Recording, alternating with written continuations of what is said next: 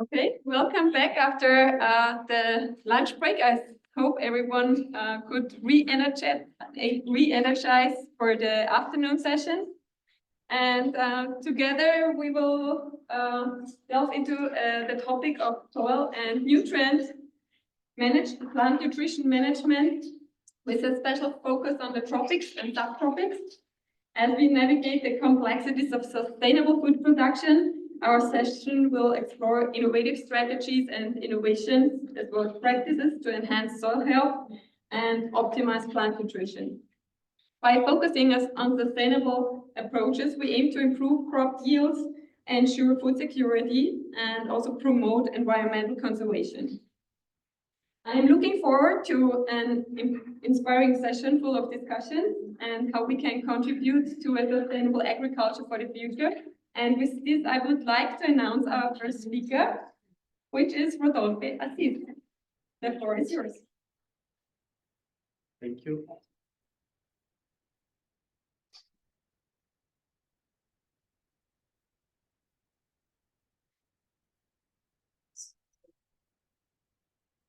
Can you hear me?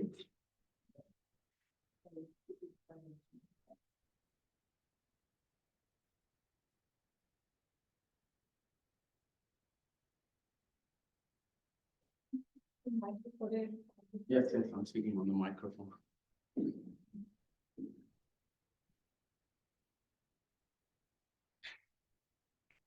Sorry, our small screen is frozen, but just a second.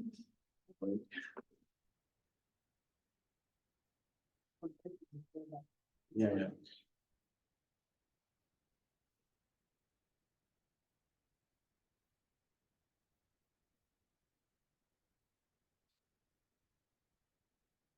Freeze word.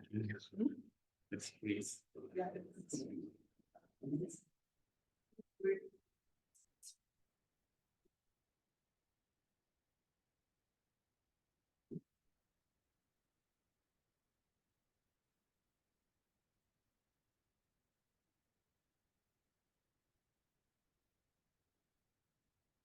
This because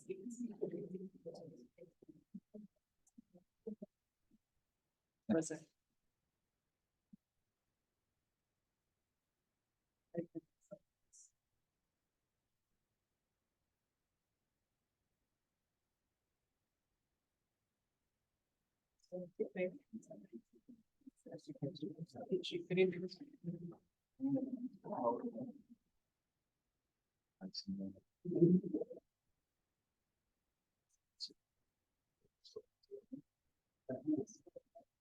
Yep.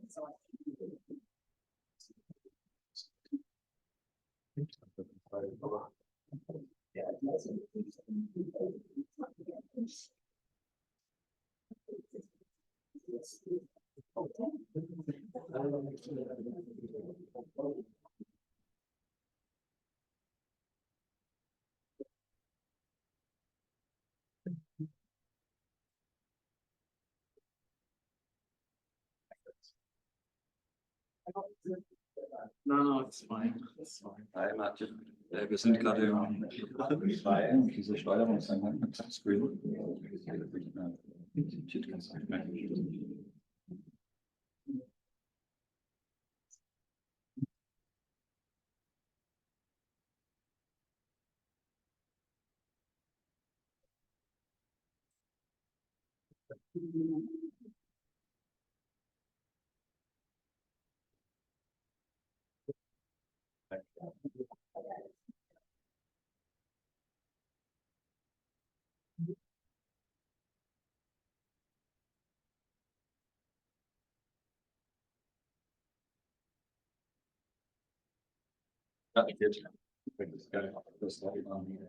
Okay.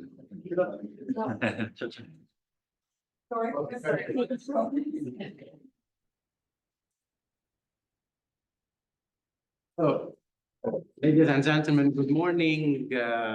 I'm Rodolphe Aziz. It's a pleasure being with you today. I came from the University of Sassari, Italy.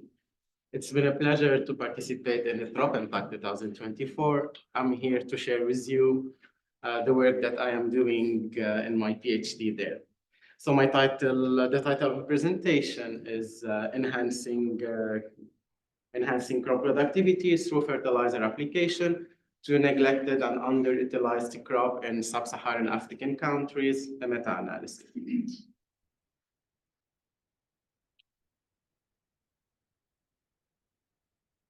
So I work in the EWABELT project. It's a New Horizon funded project.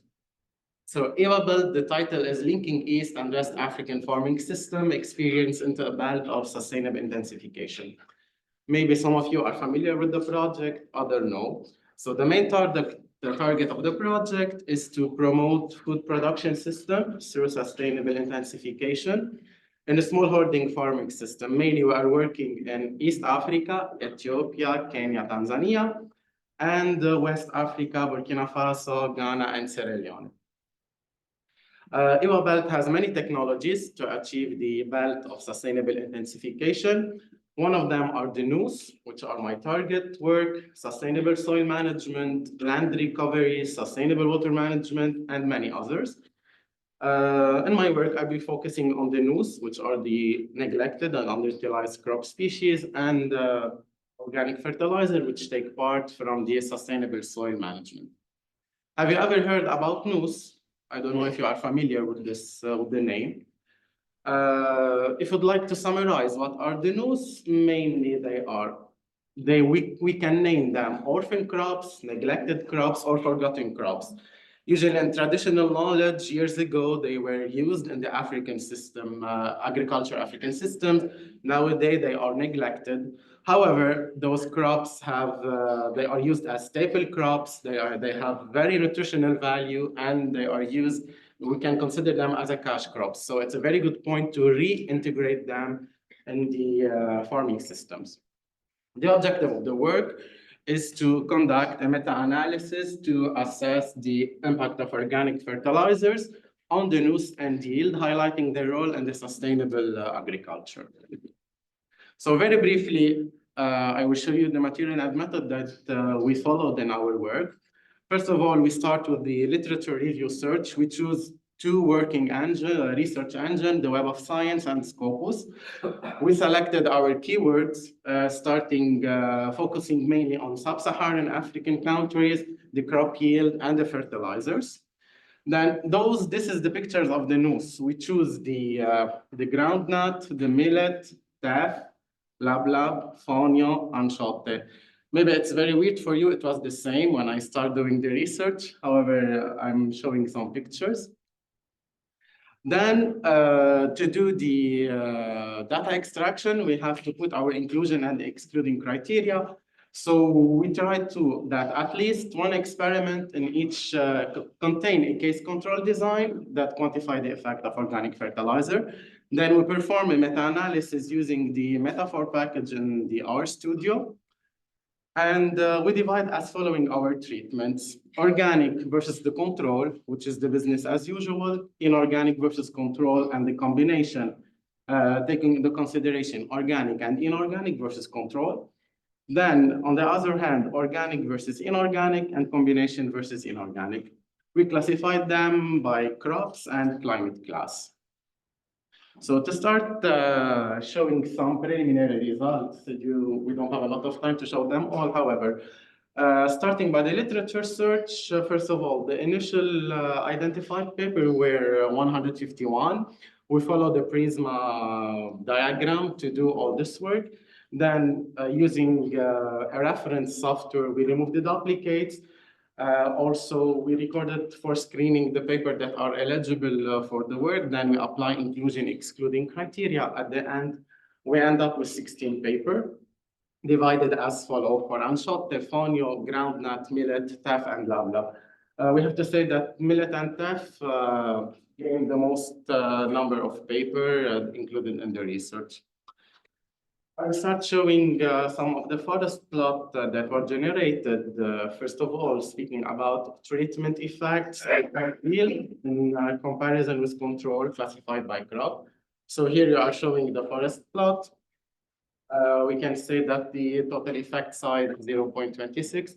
And a significant positive effect were showed in TAF in combination in organic and organic. However, for the other crops like Anshote, Fonio, groundnut, there was no significant results. Also, what I include in my slides, some, let's say, recall to many scientific work, like Daniel Shaw stated that the grain yield of TAF increased with higher quantities of inorganic fertilizer, and some scientific work regarding the fonio, that the low yield of fonio could be a result of the uniform seed dissemination with unspecified rates depending on the seed availability and the farmer experience. I'm showing another forest plot regarding the treatment effect on the crop yield in comparison with the inorganic classified by climate class. So as you can see here, this forest plot shows the treatment gas, the inorganic, showing the 3 climate class that were selected in our studies, the humid climates, the semi-arid climates, and the semi-humid climates. Regarding this, the humid climates, the combination treatments are winning, showing the strongest positive effect. In the semi-arid climate, the combination and organic treatment are not significant. Also, in the semi-humid climates, organic is significant, followed by the combination. So in the semi-humid climates, combined application of lime, cattle manure, NPK fertilizer was shown to be an effective amendment in improving the soil chemical properties and the yield of TAF, for example. Also, we did some linear model to see the effect of the total nitrogen on the log response ratio across many various crop and fertilization treatment. We are showing here part of the results. We can say that TAF under full organic management has showed the strongest positive correlation between the total nitrogen and the log response ratio. However, other crops shows weaker or non-significant correlation. Just to highlight that nitrogen is one of the key nutrient elements limiting the TAF production and its application that can greatly boost the grain and biomass yield. Last graph that I will show, it's a comparison between the 3 climate class with the 3 treatments that were adopted in the studies. And also in the humid climates under full organic treatment, they showed the strongest positive correlation. And the other zones and treatment showed very weak or non-significant correlation. So in agroecological zones like the humid climates that are characterized by high rainfall, desynchronization between organic nitrogen release and plant nitrogen demand is more favorable. So heading up to the conclusions, I would like to say, again, we showed some preliminary results. There is still more forest plot and elaboration, but due to time restriction, we showed only this. There was no significant differences between organic and inorganic treatment. This is a very important point, especially when we are speaking about sustainable intensification, adapting organic fertilizers. For TAF and millet, they showed the most positive and promising result with all the treatment. So they showed a very positive effect when we'd like to upscale the newest crop production and how to say, expand their crop production. It's a very good point. So TAF and millet are a very good option. And at the end, newest crops are forgotten crops. So the number of studies done on the newest crops are very limited. However, this meta-analysis highlighted the gap, that highlighted the presence of a gap of knowledge concerning the studies on the newest and the organic fertilization. So at the end, adopting good agriculture management in newest crop, they will open new research paths in a sustainable manner.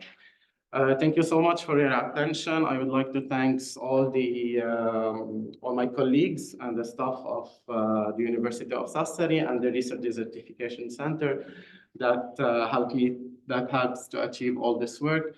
If you have any question, you're almost welcome, or you can reach me by email. Thank you for your attention.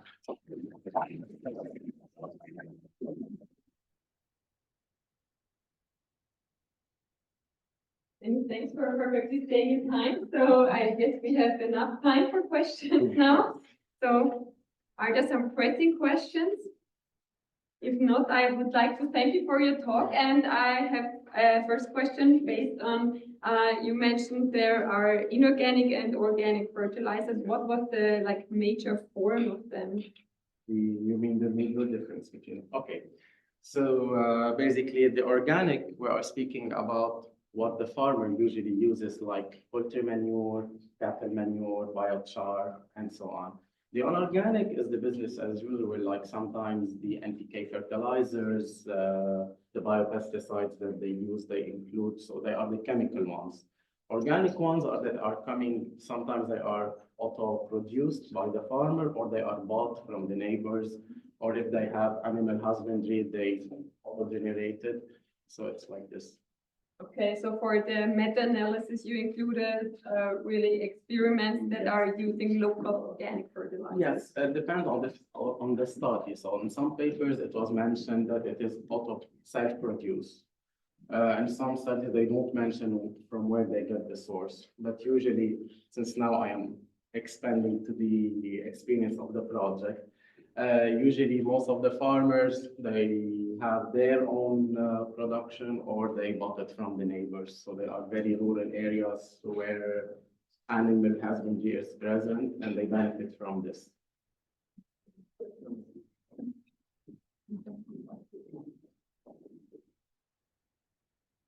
Thank you. Just a point of clarification, why was groundnut included as a nut? I mean, it is one of the world's major commodity crops. Yes.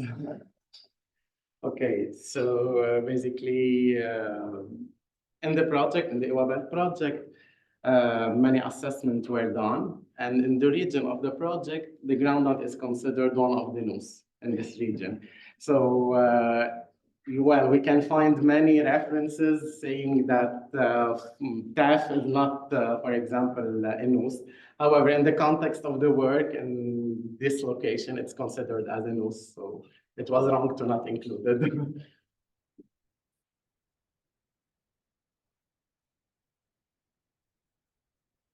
Yeah, what you consider as combined treatment, was it, did you, in these studies, did they compensate partially the inorganic nitrogen with organic nitrogen, or did they apply organic fertilizer on top of the nitrogen? So basically what I mean by the combination in the studies, in many studies, combination treatment was already stated in the materials and method, like for example, 5 tons on cattle manure were used plus 30 kilograms of NPK. So the farmer is using both of them in the treatment. In some paper, it's in the experimental design, they said at what time they put the organic fertilizer and at what time they put the mineral fertilizer. But the main idea of the combination is when the farmer using both of them independently, which one is anticipating the other. Did you get, I don't know if I... Yeah, the question was more, if you combine the two, did the studies pay attention to applying the same amount of nutrients, either in the inorganic, organic, or combined treatment? So was this made clear, or was it ensured that the same amount of nutrients were applied? Well, I'm not really sure to not answer something vague. However, I think that in each study, farmers were following the recommendation needed. So they, in a way, they assure that this is the amount of nitrogen they need. They cover it by organic and by inorganic fertilizer. So in this way. I think it's a very interesting question whether it's a balanced nutrient design from the fertilization, and as there are more fertilization presentations today, maybe we can keep it for the later group discussion as well, as it's a very important topic. So with this, I would like to thank you for your presentation again. Applause. I would like to ask our second speaker for the presentation. So it's Dave Raptia.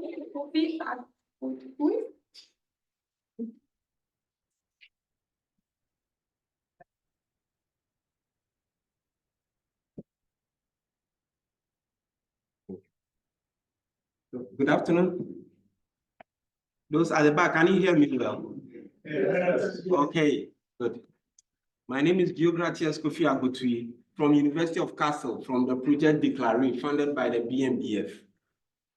Today, I'm presenting on maize response to fertilizer microdosing in agroforestry parklands in the Savannah region of Ghana. What are parklands? Parklands are actually scattered trees under which crops are grown in the rainy season and animals are allowed to graze in the dry season. In the West Africa zone, parklands are dominated by Vitellaria paradoxa trees, the shade trees.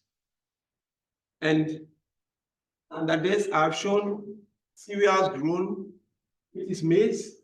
You can have legumes, you can have tubers grown under them. Why are they important? They serve as food from the crops. The trees also produce nuts for farmers. Now, most of these farmers who are in these parkland systems use little fertilizer. And in the process, when nutrients lost through harvest, they are not able to replace with fertilizer because fertilizer prices are high. So they move to the next land, which is free, to clear more land to produce food. Because of this reason, these systems have been noted not to be sustainable because then it causes loss of biodiversity and then also causes land degradation, deforestation. So in our project, we are trying to make sure these lands become productive. So what are we doing? We are promoting microdosing.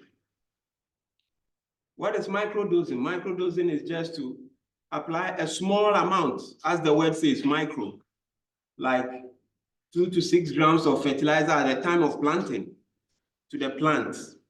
And our objective is to see how microdosing would help the maize plant to perform. In our experimental setup, we used a split plot design. And in this, we created zones. The zones are the area of influence of the tree. So we have zone 1, which is the canopy of the tree, and zone B, which is 3 meters away from the canopy, zone C, 10 meters away from the canopy, and zone D, 20 meters away from the canopy. And under each zone, we implemented our fertilizer trials. We have the farmer practice, which is no fertilizer. We have the full recommended fertilizer rate, which is recommended by the agriculturists in Ghana. And then we have the microdosing. We consider the zones as the main plots. And then within the zones, we implemented the subplots, which are the fertilizer trials. I show the results here. As you move away from the tree, you realize that the yield increases for the NPK. But for the microdosing and the farmer practice, no fertilizer, they remain stable. Specifically, if we also look through in zone A and zone B, which is closer to the tree, microdosing is similar to the NPK. But as you move to zone D and zone C, on average, for microdosing, the NPK was 2 times higher, whereas for the farmer practice, it was 4 times higher than the other treatments.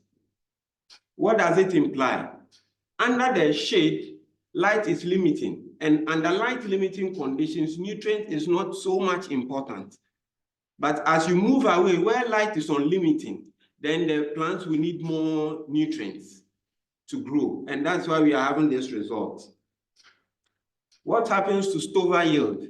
We realized that there was no interaction between the fertilizer treatment and the zones. So I show here only the fertilizer treatment.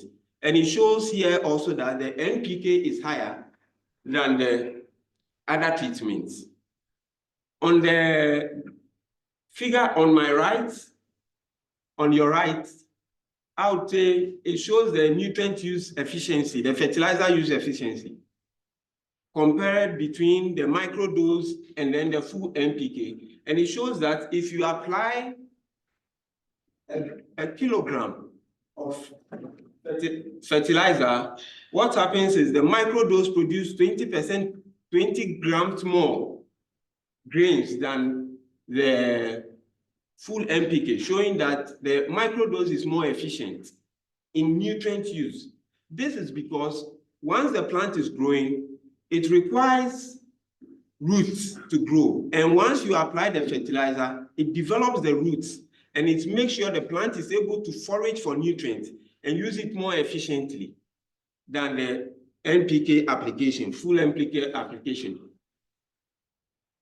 When we also tested the soils from the different zones and from the different treatments, there was no significant difference between the fertilizer treatments as well as the zones. But it's interesting to see that in both electrical conductivity and soil organic matter, as we move away from the tree, both chemical properties reduce. And this is because of high litter fall and roots decomposition.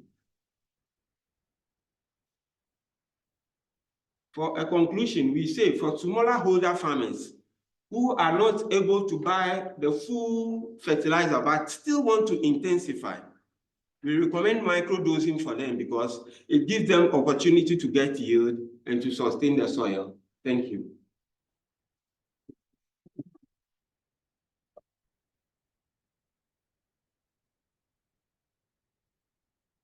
Thank you. I think that's it now. So, sorry, I have a question, but if there are some questions from the audience, so you can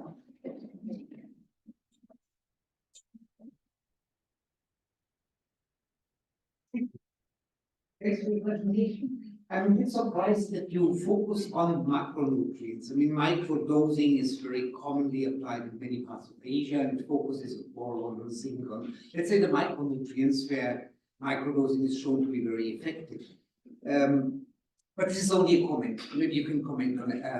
Comment on the comment. My question is rather distance to the tree. Can you exclude that this is a moisture effect? That the tree is competing for moisture with less, why you get this buildup of organic carbon because there's less decomposition happening close to the caricature.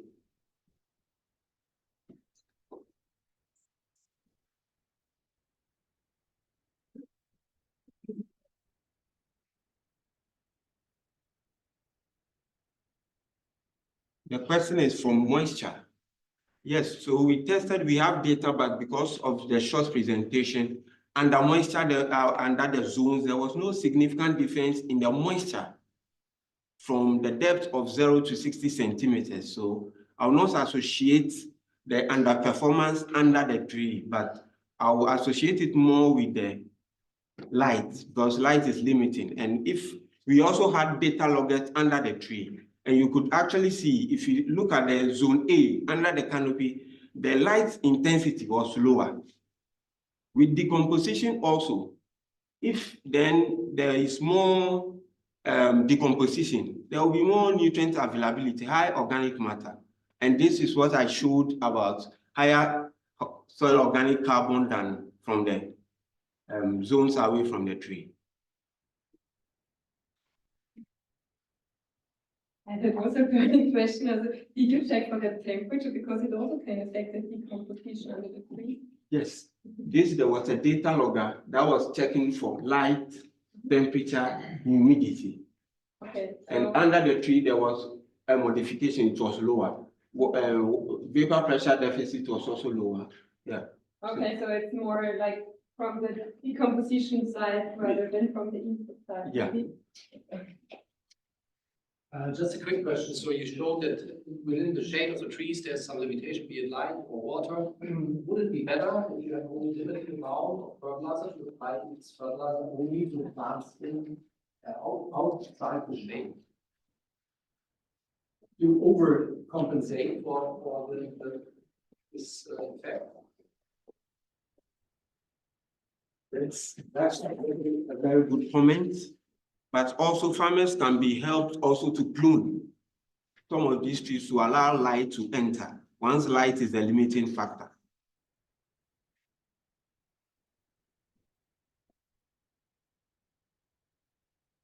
Thank you very much for your presentation. I was just thinking maybe like for future, maybe for the work, is it possible to maybe do a treatment of NPK, like NPK and organic manure? Because your very first slide you show you have animals in the parklands. So where does the manure then go?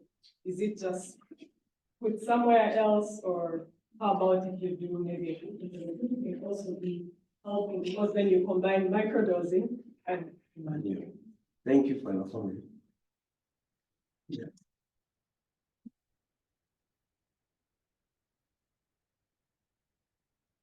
Yeah, thank you for your presentation. I really enjoyed the video. I extremely my apologies for that. I'm looking at the last slide of the presentation where you have the conclusion. So I saw that the hostel is under the tree. So my question would be, if I understand for obvious reason they do that under the shade just to maybe escape the intensity of the sun. So what happens to the shade of the maize, the stalk?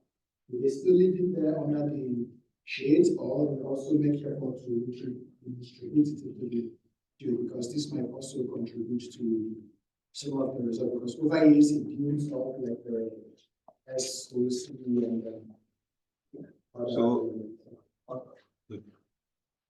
So in this study of ours, we actually did it we used a criteria. And in the selection, we did this setup across all the coordinates around the tree. And we had to select trees that were 40 meters away from each other. And we also made sure that within the last 2-3 years, there was no activity which was different around under this area. This was one of the criteria we used. But also, I showed a picture of during the dry season, animals graze. And this, they also graze across the field with residues that are left.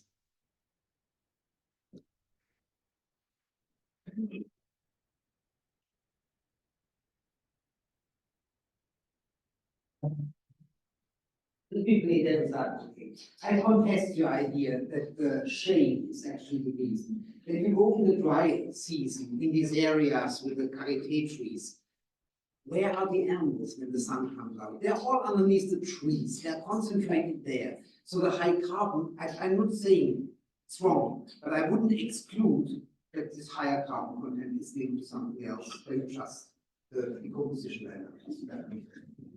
You want to start?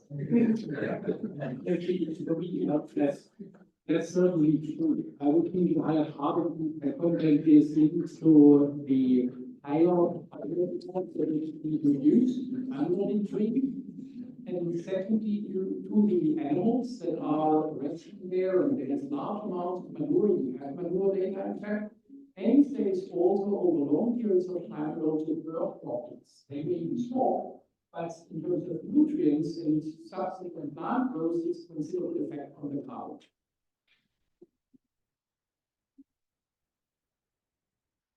You want to comment on it? I have a final short question. So microdosing goes via foliar application.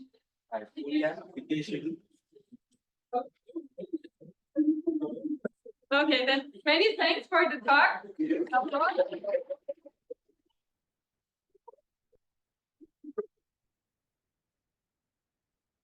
maybe the new visitors can move in, or like maybe you can like make the open spaces available for the like new guests in our session. And with this, I would like to introduce our next speaker, it's Artiana, and she will be talking about the preliminary investigation into petty soil properties and rice growth after humic and gypsum application.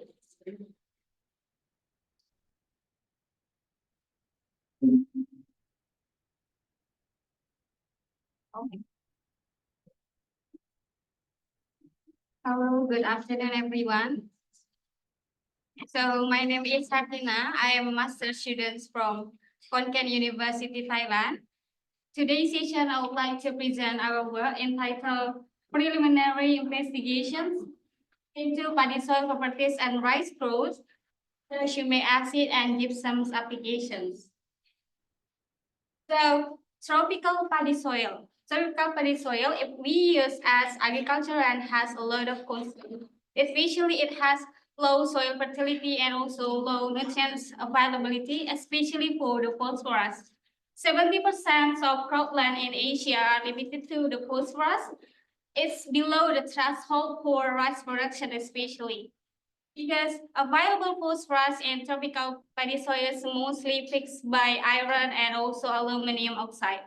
And besides the available phosphorus limitations, and this type of soil also has low nutrients availability, especially the exchangeable calcium. So it's enforced farmers not only to add the chemical fertilizer, but also they need to add the soil amendments. And soil amendment has inorganic and organic type, which these are mostly inorganic and organic amendments that's usually used in agricultural purposes. And going to organic amendment, usually it's contain humic substance. However, to obtain or to accumulate humic substance in the soil needs a long-term process. Therefore, the addition of humic acid directly to the soil will be answer to this needed. And humic acid has a lot of benefits. It's not only improve the soil properties, but also it improve the nutrients availability and also crop yield and growth in various type of soil. And to cope with the calcium deficiency in tropical paddy soil, the addition of gypsum has been utilized because it can be the sources of the calcium, and gypsum has natural gypsum and also synthetic gypsum. One of the synthetic gypsum is FGD gypsum. FGD gypsum is a byproduct from coal combustion. It also contains the higher calcium and sulfur. And FGD gypsum has a lot of benefit as well in many types of soil, especially in salt-apatite soil because it decreases the sodium toxicity, and in acidic soil it can increase the base saturations. And applying acidic soil, it also improves the calcium and sulfur and also decrease the aluminum toxicity and acidic soil. But when you apply in not sufficient rate, it can induce the magnesium and potassium deficiency. And farmers are worried to apply FGD gypsum because of the heavy metal. But in this study, they showed that there's no accumulation of heavy metal in the soil.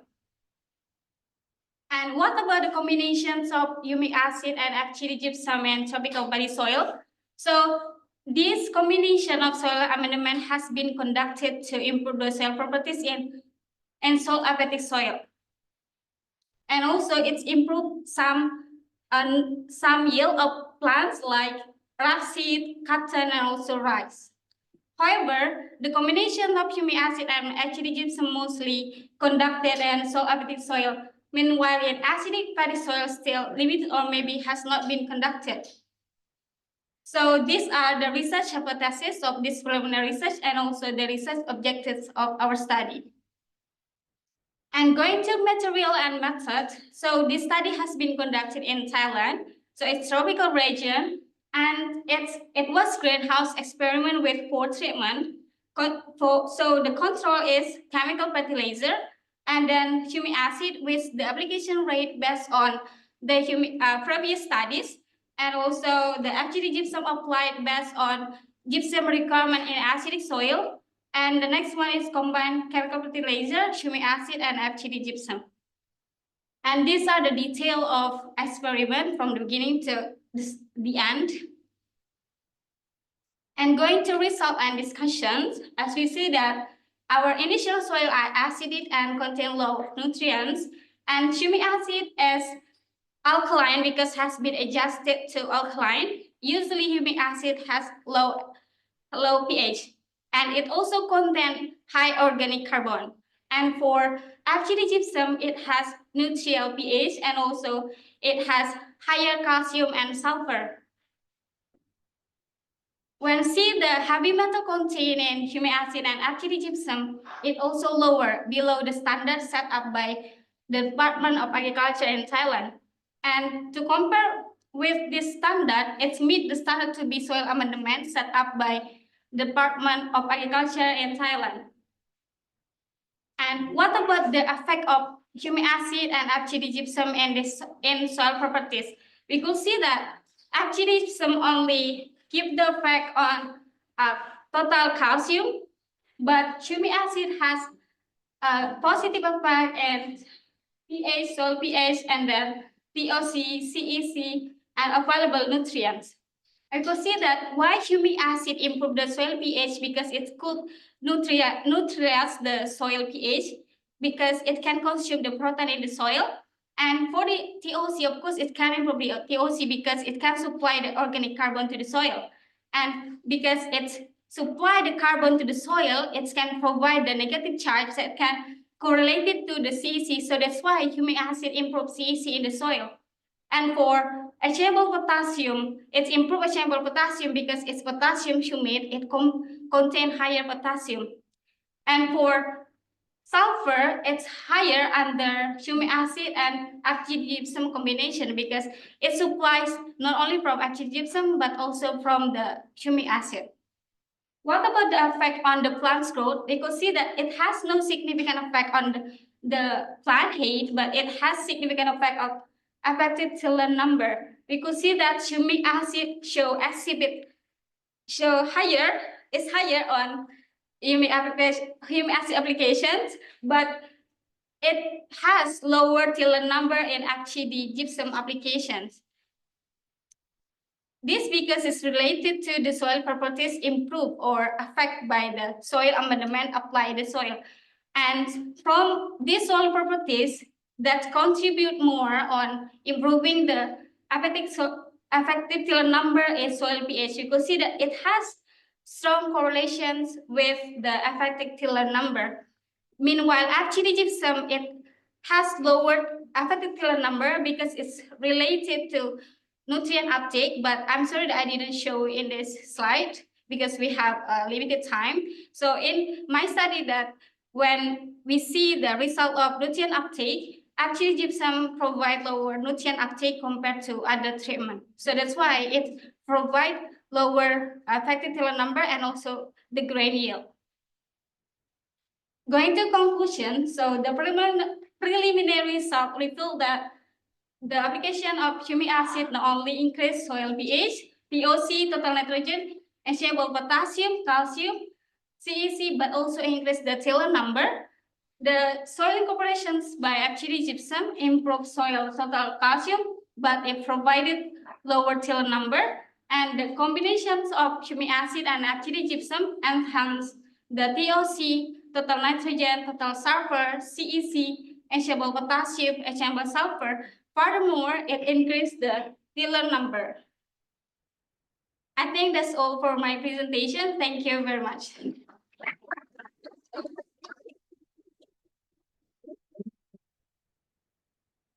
Thank you for the presentation. I'm pretty sure there are questions in the audience.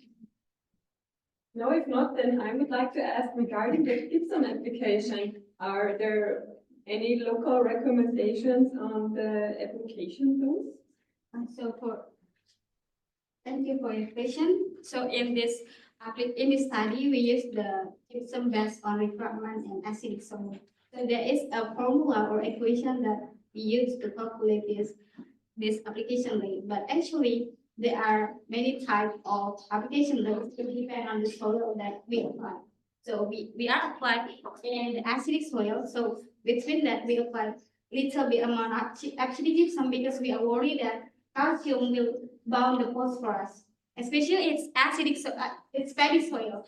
So under waterlogged condition, the pH will be improved. So the pH improves, it will induce the formulation of calcium phosphate.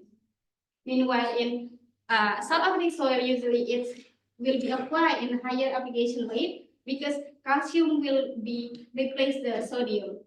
So that's why it's depend on purpose. Thank you. I have another question, if there is none from the audience. So what is the source of the humic acid material that you use, as like the doses are quite high as far as I know? So thank you for your question. So the sources of humic acid that we use the leonardite. Yes, that's one. And the doses is actually based on our previous research, but it's not has been published yet because it's still in a research report. And this is the optimum application rate in this type of soil. This type of soil is healthy soil. And like you mentioned also that there are differences in the yields when you apply it in a combined version. Yes. And if you like consider also agronomic perspective and the cost, or is it also all more or less waste material that is applied, so that it is also from an agronomic perspective rather like advantages or feasible to apply? So I'm trying to answer. So actually for the agronomic perspective, and I think that the combination, if we compare between combined humic acid with acidic gypsum or humic acid alone, it can be benefit both. So if we use humic acid alone, it still provide higher.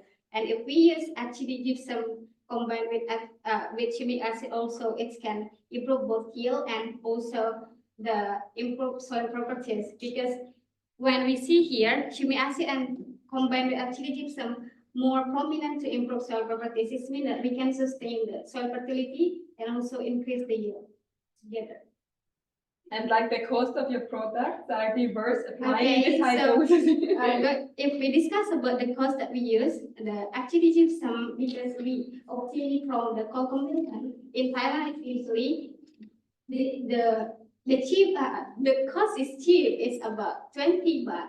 20 baht. I'm not sure how much in euro. Yeah, so it's a side product, and Yeah. that's why like it's highly affordable for the Yes. farmers. Exactly. And is it widely applied? Yes. Yes. Also. Any further questions?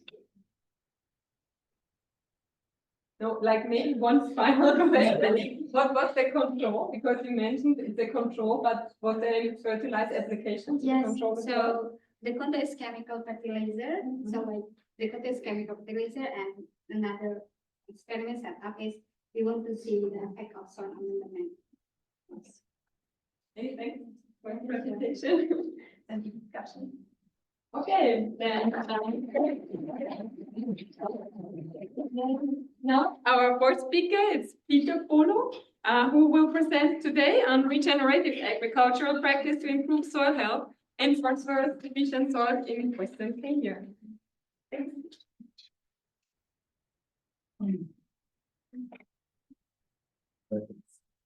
Good afternoon to all.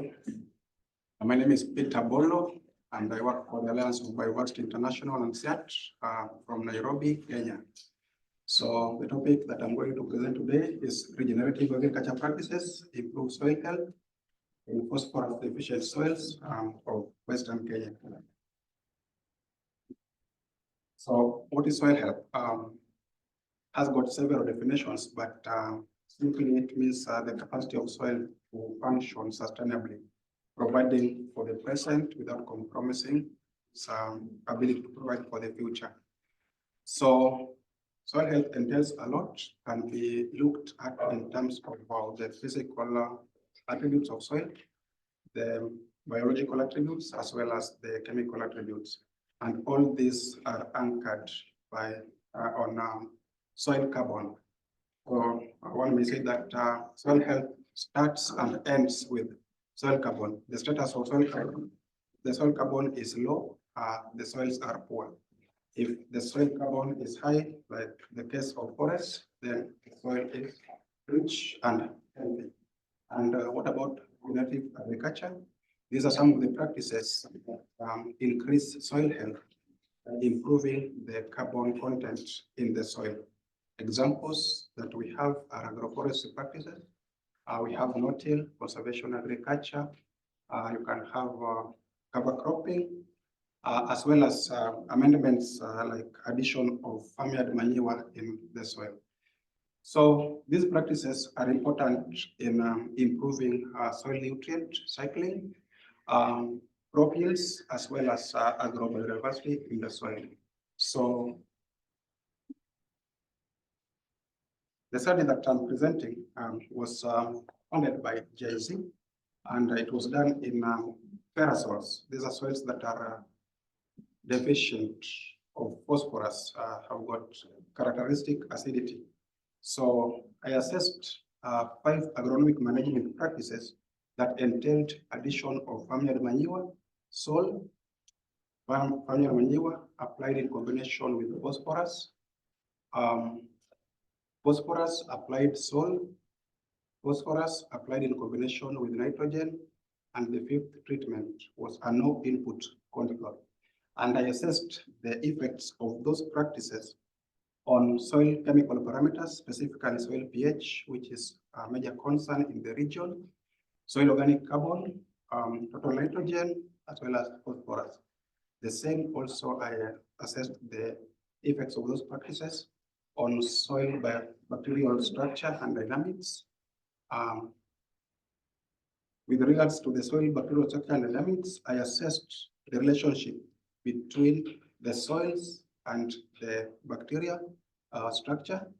I also assessed the effects of the 5 treatments on extracellular enzyme activities. What do I mean by extracellular enzymes?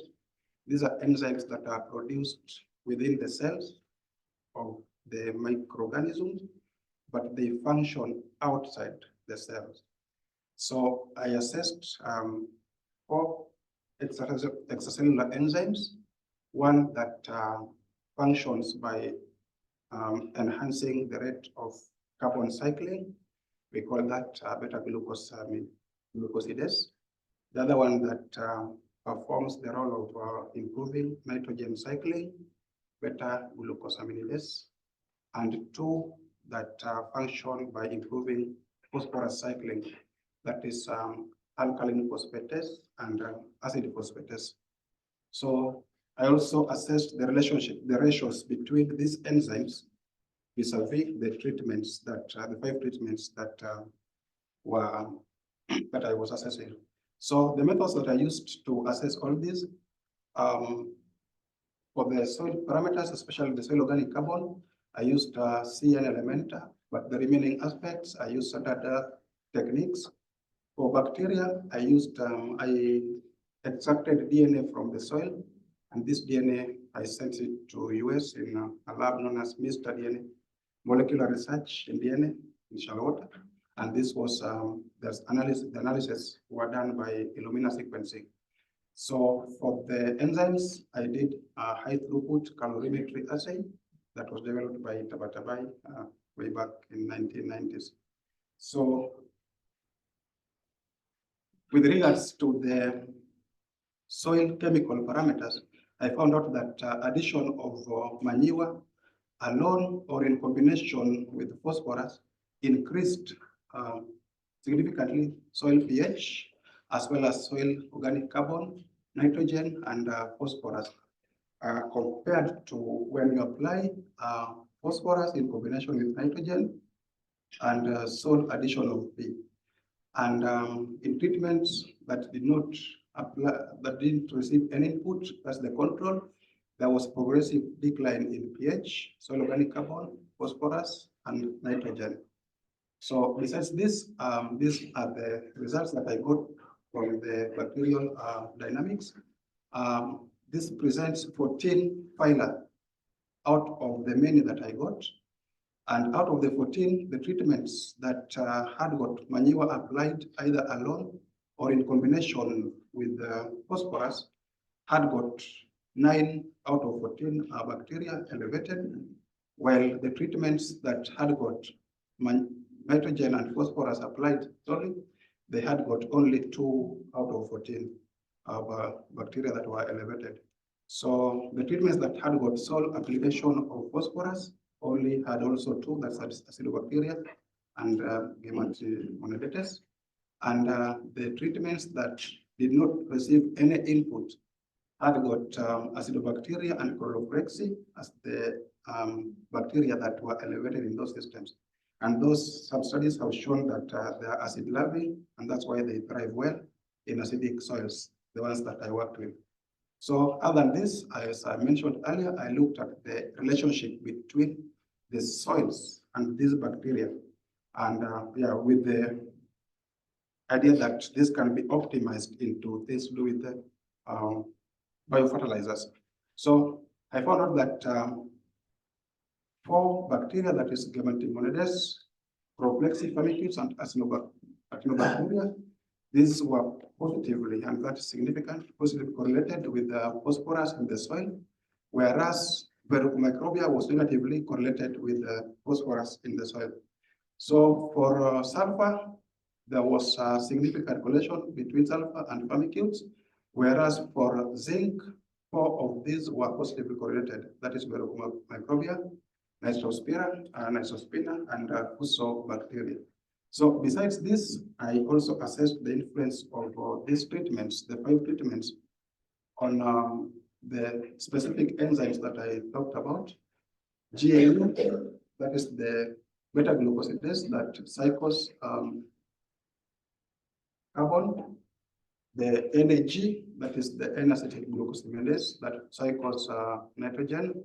ACP, that is the acid phosphatase that cycles phosphorus, but is more predominant in acidic soils. As you can see, the values there are high for ACP compared to ALP, which is alkaline phosphatase, that is predominant in alkaline soils. So what I found is that in treatments that were applied with manure in combination with phosphorus, the activities of these enzymes were way much elevated compared to the systems that were applied with inorganic fertilizer, that is either Sol-P application or combined nitrogen and phosphorus application. And I also assessed the ratio between these enzymes, that is for phosphorus to carbon and nitrogen to phosphorus. And indeed, I found that these were also elevated in systems that were applied with P in combination with manure. So for the vector length, that denotes the demand for phosphorus. And if the vector length is higher than 45 degrees, it means that phosphorus demand is high in that system. And it, being that I was working with soils that were deficient of phosphorus, you can see that all the vector lengths are higher than 45. So the control treatments that didn't have any input applied had the highest vector length. That means that the demand for phosphorus in that system was highest, whereas the system that had got manure applied in combination with P had the lowest vector length. That means that P demand in that system was lowest amongst the 5 that I compared. So in conclusion, I would like to say that regenerative agriculture practices, specifically combination of manure and phosphorus, can significantly influence soil health and can improve on nitrogen cycling, phosphorus cycling, as well as improve on carbon in the soil compared to conventional practices that involve use of inorganic fertilizers in soil applications of the same. So I would recommend that farmers should be encouraged to adopt regenerative agriculture practices, particularly the use of organic amendments like farmyard manure in combination with other nutrients in order to improve on soil health and also on yields and productivity of the soil. I would like to thank you so much for listening, and by extension, I would like to thank my colleagues whom we did this work with, and GIZ who provided the support for this. Thank you so much.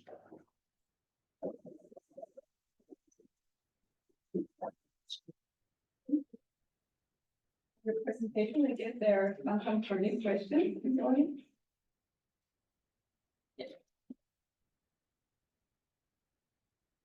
Yeah, thank you as well. I would like to challenge your definition of soil health. So just to base it on carbon availability, I think is a bit too narrow.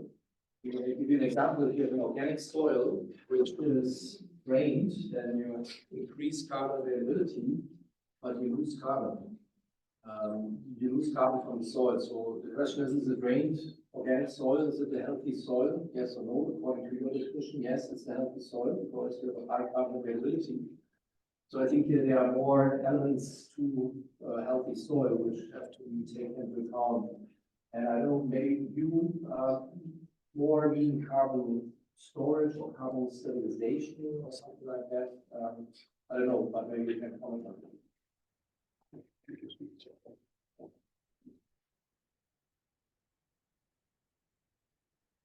Thank you so much. I like the challenge, and like I said earlier on, is that it can be looked at into different perspectives. Yeah. So the carbon that I'm talking about is the carbon storage. Yeah, the content of carbon in the soil. So you talked about maybe trends towards away, but I'm talking about the sustainability of the soil. Does it have the ability to provide the functions now without compromising on the future? That means that the thing is consistent and sustainable. So if it comes washed away because it's been applied with maybe carbon or whatever. So I'm talking about the sustainability aspect of it. Yeah, thank you. So you need more stabilization of. Yes. Thanks. I also have a question. It's based on the soil organic carbon. You mentioned that like in your soil manure application, you found the highest soil organic carbon, while then with adding phosphorus, many other parameters were like even higher considering the enzyme activities. Do you have an answer why we found the highest soil organic carbon in the soil manure? Huh? No, I should repeat my question. Yeah, so like you mentioned soil organic carbon as a soil health indicator, and the highest soil organic carbon was found in the soil manure application, pure manure without any like additional nutrient. Do you know why? Yeah, one of the reasons why soil organic carbon was high in the manure treated soils is that manure, when it mineralizes, produces carbon and other nutrients. So that adds into the same. That's the reason why it was high. The system that had the manure. So it's like the nutrient limitations like have caused the lower mineralization of the soil manure application. Yeah. Okay. Time for one short question in case. You also looked into the bacterial community. Did you also focus on phosphorus solubilizing bacteria? Yes, so phosphorus solubilizing bacteria I focused on in the 2021 and this obligation, but that one was now the different conventional agriculture versus conventional village systems. Okay, trust you. So are you aiming to look for this data set also whether the addition of phosphorus has an effect of the P solubilizing ones? Yes, and also on zinc potential zinc solubilizers and the isotopes. Thank you.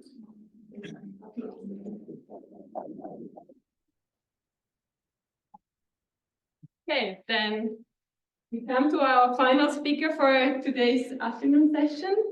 I would like to introduce Oroshan Tetan, and she's talking about local soil amendments that enhance soil organic carbon quantity and quality in Indonesian coast mining. So thank you for the introduction and good afternoon, ladies and gentlemen. And again, Oroshan Tetan. So on behalf of the research team, today I would like to present you about the local soil amendments effect on the soil organic carbon quantity and quality. And this project is done in the Indonesian post-tin mining area. And this project is based on the collaboration between Boku and University of Gadjah Mada in Indonesia. So this is the photo of the area nearby our research site. And as you see, the soil is very low productive. Yes, and this is almost 10 years after the mining. And it's just like this, yep. And I would not go for more detail in the healthy or soil health concept because we just discussed few minutes ago. And yeah, but I would like to focus more on the degraded soil because the cause of the severely degraded soil is mining is one of the causes. And this create very unhealthy condition of the soil, like less in everything and high opportunity or high chance to get the soil erosion. And as you see, oops, sorry. As you see in the photo, this is the aerial photo of the Bangka Island. This is where our research site is located in. And you see that there is the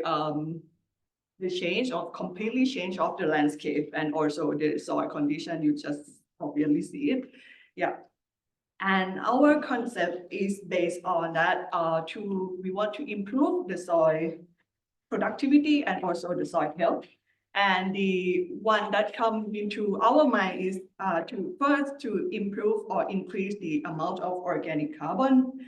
And with this, because the organic carbon is related to many soil processes, and not only the quantity of the organic carbon we need to increase, but we also need to concern about the quality of the organic carbon because these also control the fate of the carbon in our soil. So based on that, we set our experiment in the study area on Bangka Island, comprising the use of the locally available soil amendments. In our case, is dolomite, compost, and charcoal, the grounded charcoal, or you can call it biochar as well. Yeah. And we compare the effect of those amendments on soil organic carbon quantity and quality with the control. That's mean without any amendments used throughout the 4 years of our study. And accordingly, we hypothesize that the soil organic carbon stock will be highest in the compost treatment and will be lowest in control. And we, for the quality of the organic carbon, will be different across the treatment. So this is the location of the study, and the soil have more than 70% sand. So it's you can see it's even purely sand something, yeah. And the experimental setup is actually is comprised of the 6 treatments, but in the presentation we will focus only on the single amendment used in comparison to control. And we use the randomized complete block design with 4 replicates from this study field. And we collect the soil samples annually after harvest the crop that's grown. And the crop that's grown in this study experimental plot, we co-create or select with the farmers. So it's not only our decision, but we have the collaboration with the farmers as well. And yeah, after collecting the soil samples, we analyze for the soil organic carbon, the quality, the quantity, and we use the Fourier transform infrared spectroscopy to determine our soil organic carbon quality. Yes, and as you see, this is an example of the spectra that we received. And coming to the results, so first we jump to the organic carbon stock or the quantity of the organic carbon. So as hypothesized, the compost give us the highest carbon stock.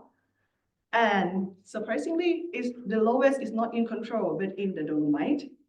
So why was that? So maybe the here. So yeah.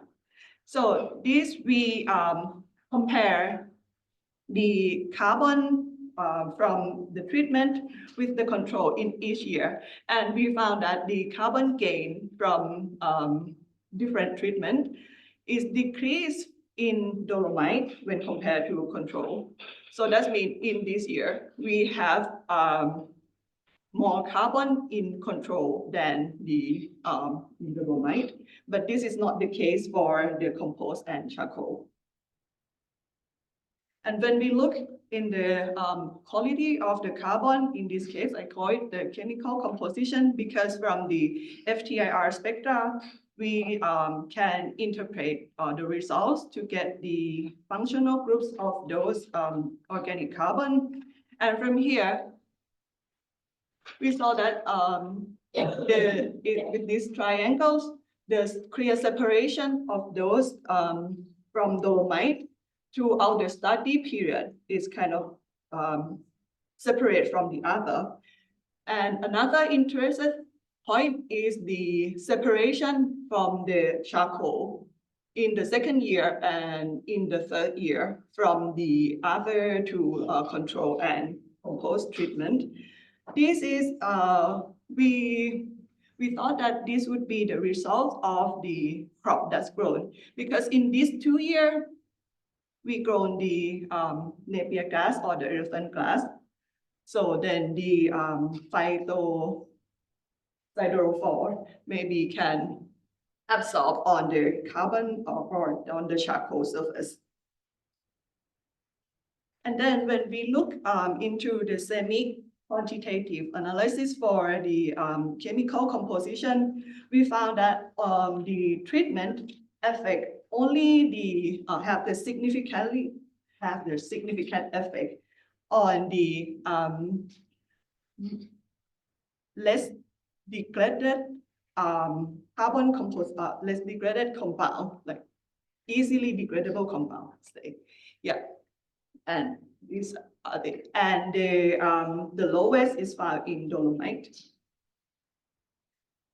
And for we try to get rid of the noise interference from the spectra by using the ratio of the functional groups.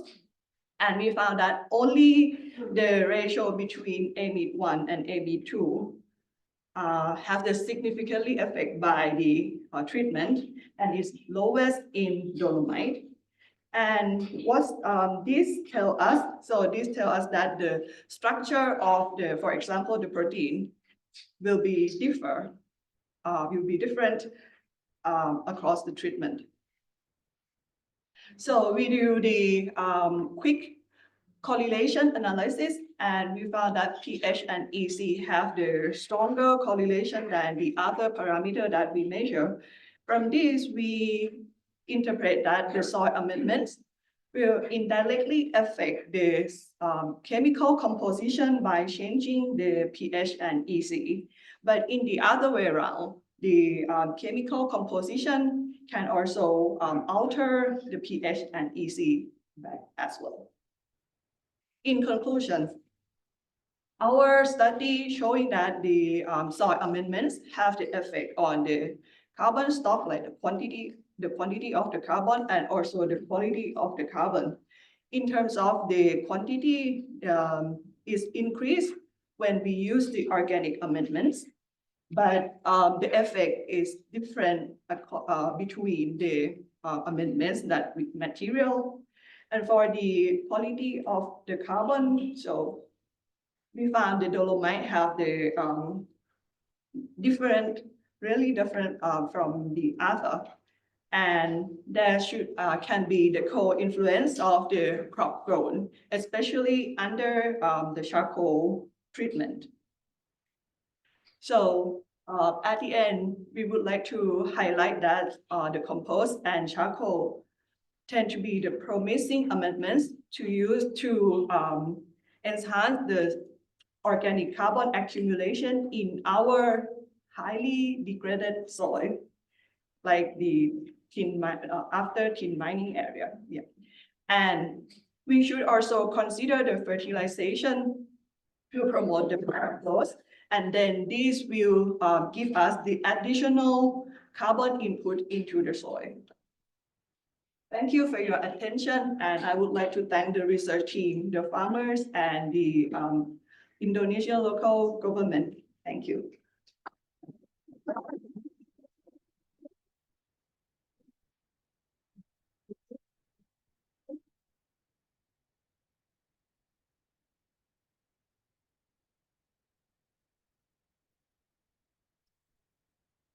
Thank you very much. From our experience with mine tailings in Ghana, tin and gold mine tailings are extremely critical when it comes to the arsenic. So you can regenerate with organic carbon and with different quality products, but you can still not produce food on these soils because you get arsenic poisoning. Is this an issue also in the Indonesian situation?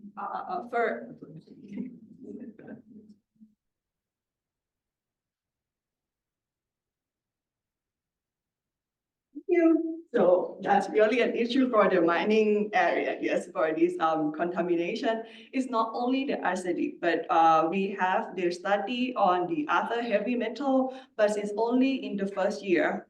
So from our result in the soil, if I remember correctly, is not reached the level for food production, but we have to concern about the accumulation from the plants.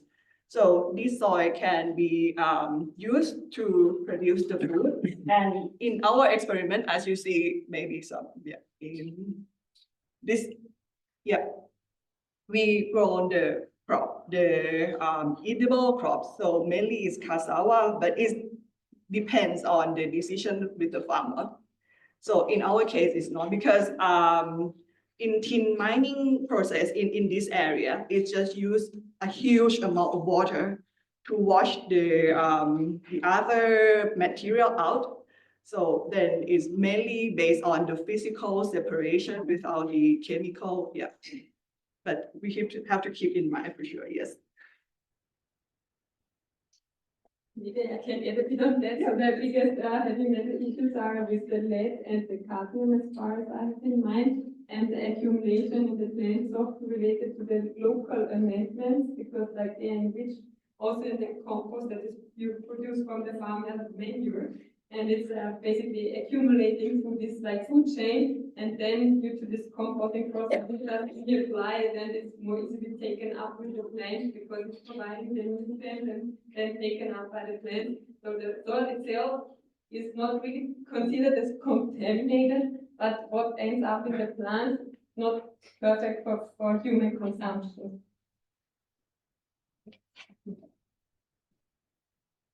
I know it wouldn't be a focus, I'm sure. Nonetheless, what about yield?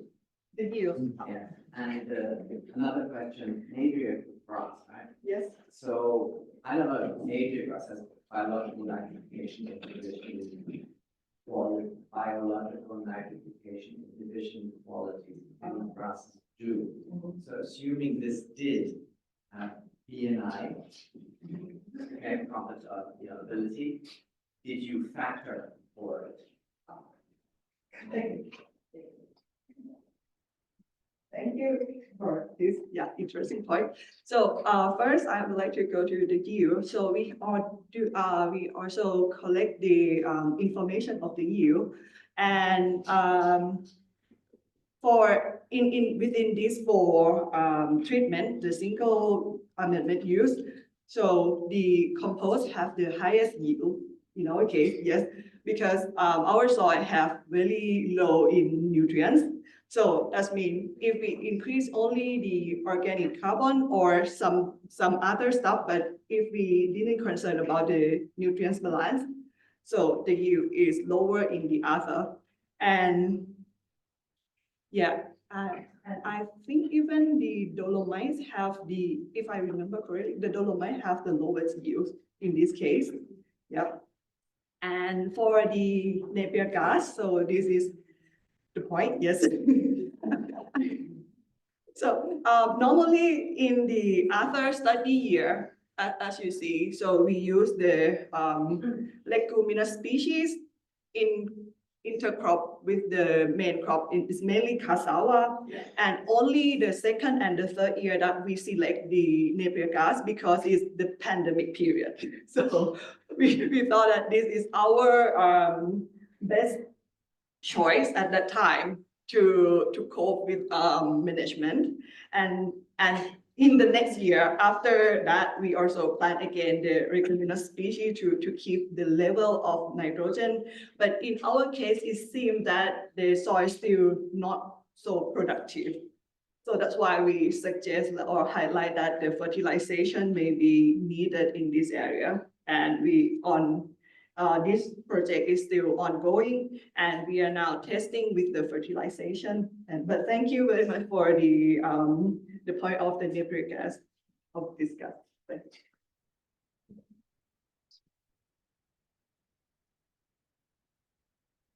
Thank you for a nice presentation.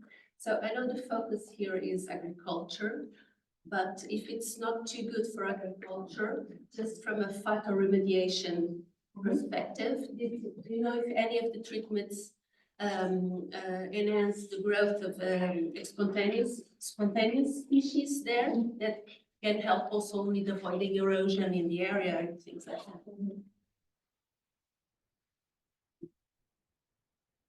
So for this, it's just our opinion, so because it is beyond our study. Yeah. As Katerina here mentioned about the contamination from the compost, so maybe in our case the use of charcoal maybe is the first option that come to my mind based on our result. But yeah, since the yield from the charcoal is not that high, I would say, so we have to think about this. But I would like to point at this. We found the interesting point that after 3 years of study, after the third year, we found that the control itself can reach the organic carbon in the soil at the initial stage, because it was like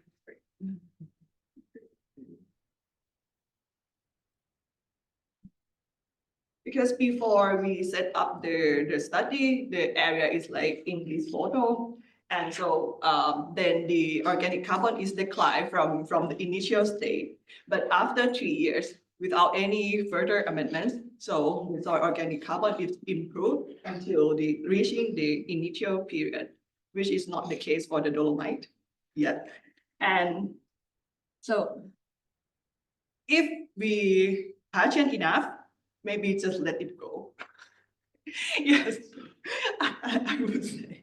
But fortunately, in this area, we have the high amount of rainfall, but on the other side, it can be prone to the soil erosion. Yes, but if we concerned about the phytoremediation of this contamination, that maybe you have to wait. Yes. Thanks a lot.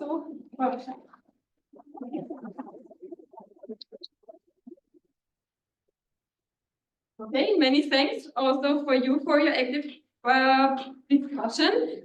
We still have some time for some discussion and wrap up. So we had a rather broad topic this afternoon from neglected, underutilized crop species and meta-analysis, where we started a discussion also on balanced nutrients. So like, would we like to continue on this topic? So how complicated it can be also from an experimental point of view to make sure that we have balanced designs for nutrients, and whether this should also be considered for meta-analysis.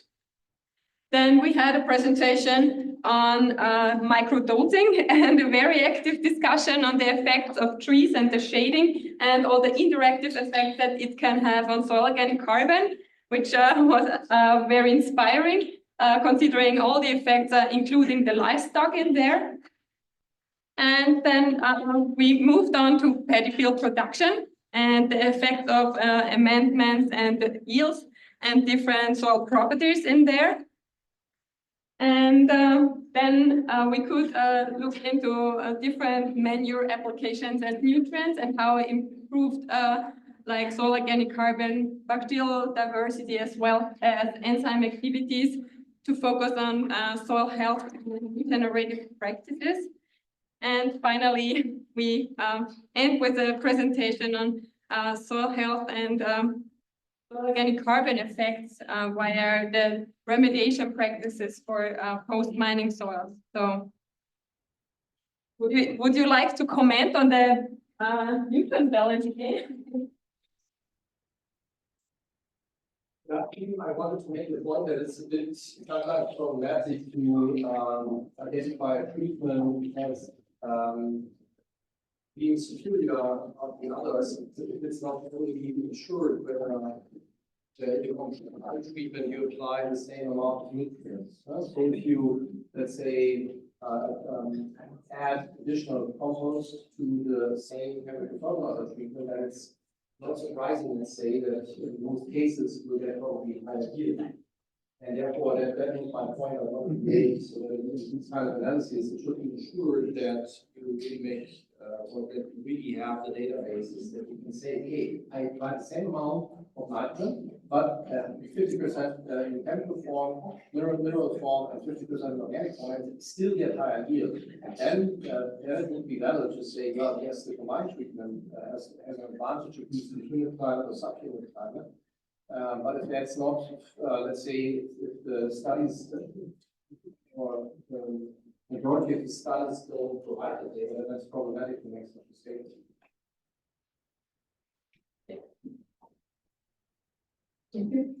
Would you like to comment on it? I would just say that in the data extraction, we did this process, like to track how much nitrogen was taken from the organic form, how much nitrogen was taken from the organic and organic. Then we did the total nitrogen of both of them to combination case to see compare.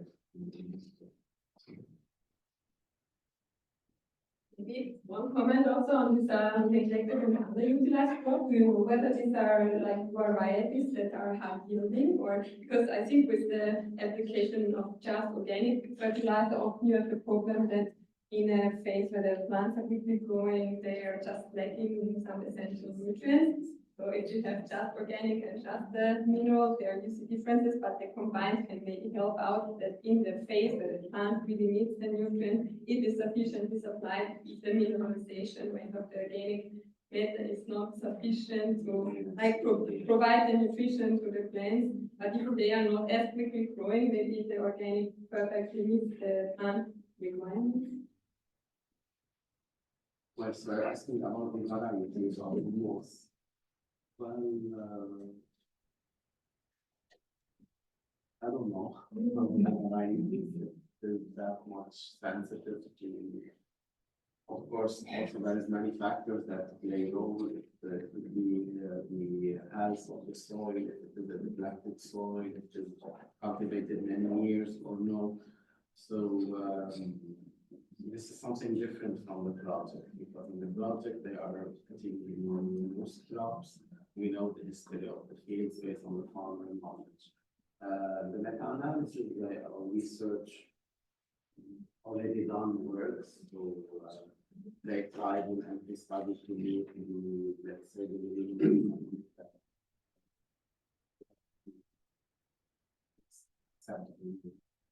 and the imbalance in the class based on like more on the TEF and less another crop, is it also reflecting what is applied in the It's field? reflecting, and we are trying to understand what could be the main reason why we didn't It's not get, yes. Also having a negative result with the results that sometimes it make more questions and marks why I didn't get.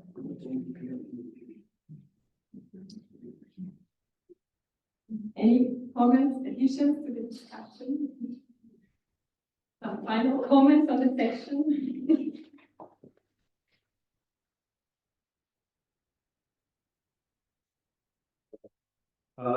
My comment is a little bit more general, but we gave quite a lot of, we have to increase urban carbon in a kind of religious approach. And we have to be really critical on that because there are some natural limits on how much carbon can be accumulated in agricultural soil. You will never go beyond that point. And then maybe we should start to talk about, okay, I want to mineralize part of the organic matter, release nutrients, but then in the same cycle, I want to bring in new fresh organic matter. But, and this then connects to a healthy soil, because then I have a soil with high level of activity. I believe that this kind of discussion was kind of absent here. Thanks for the comment. I think it's related to Peter's presentation where he showed that the addition of nutrients also changes like minority with the volatile carbon concentration. So like it's related to the bacterial community and some enzyme activities, but like you could have reflected on the activity that is like really important for the health of this world and like not just reflected by the concentrations of soil in part. Which is a very boring thing. It's a sole one, yeah. Okay, any further comments? If not, I guess everyone is ready for some coffee break. Then thanks a lot for the